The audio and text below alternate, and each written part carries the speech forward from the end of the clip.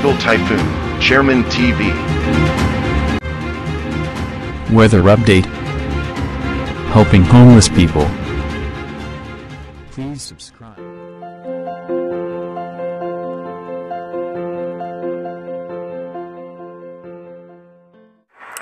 Magandang umaga po. Ito po ang latest update natin ngayong araw, January 29, 2025.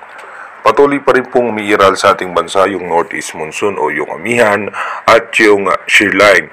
Yung amihan po ay apektado po niya hanggang sa parte ng Metro Manila at yung shear line naman ay dito nga po sa may parte ng Bicol Region, Eastern Visayas, hanggang dito po yan sa parte ng Dinagat Island at umaabot din po yan hanggang sa parte ng Palawan. At yung natitirang bahagi naman ng Mindanao, yung easterlies naman o yung mainit na hangin na nanggagaling sa Dagat Pasipiko.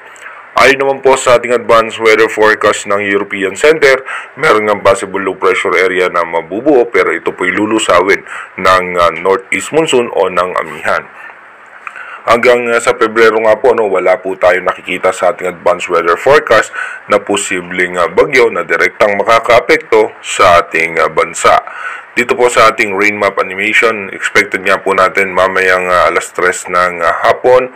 Mataas ang posibilidad na may mga pag-ulan dito nga po sa may parte ng Visayas, northeastern portion ng Mindanao, maging dito po sa parte ng Bicol Region, Mindoro Provinces, dulong bahagi ng Palawan, at dito po sa northern Luzon, ay dahil po yan dito naman sa ating shear line.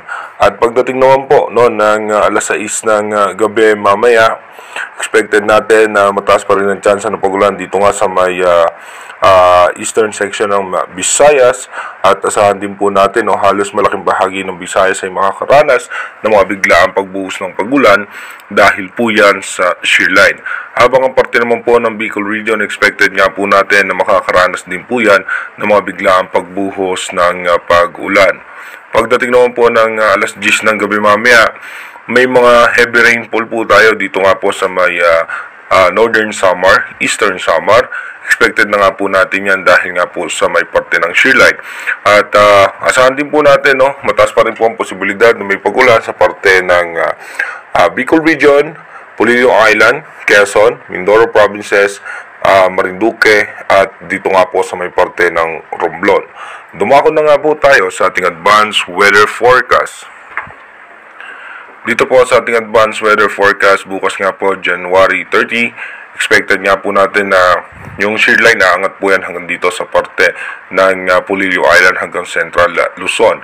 Pagdating naman po ng January 31, asahan naman po natin na bahagyang hihina yung northeast monsoon at may mga chance ng pag-ulan nga po sa may parte ng northern Luzon. Pagdating po ng unang araw ng Pebrero, dito po ay hihina yung amihan at easterlies naman po ang makakaapekto sa ating bansa. Pagdating po ng February 2 hanggang February 3, dito po ay magkakaroon ng mga kumpulan ng kaulapan sa labas ng ating bansa habang muling bubugso yung ating amihan. Pagdating naman po ng February 4 hanggang February 5, lalakas nga po yung northeast monsoon at magkakaroon nga po yun ng high pressure area sa may parte nga po ng Taiwan. At dito nga po yung shear line bababa ulit yan sa parte ng Bicol Region at dito nga po sa Eastern Visayas. Habang yung kumpulan ng kaulapan na posibleng low pressure area, ito po sisirain yung sirkulasyon nito ng amihan. Pagdating naman po ng February 6 hanggang February 7, maghanda nga po yung ating mga kababayan dahil magiging maulan sa parte ng Mindanao, Visayas, Bicol Region, even Metro Manila at halos buong Luzon ay makakaranas ng mga biglaang pagbuhos ng pag-ulan. Pagdating naman po ng February 8 hanggang February 9, asahan natin magiging maulan po sa may parte ng Central Luzon, Bicol Region hanggang dito nga po sa parte ng Visayas.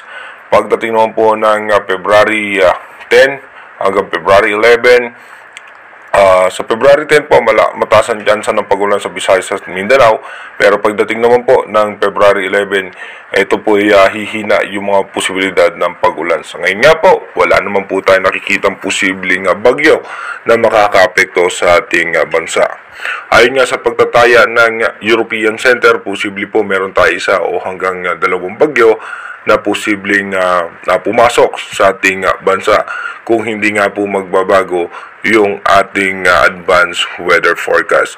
Inuulit ko po, yung ating advanced weather forecast is possible scenario pa lamang po yan.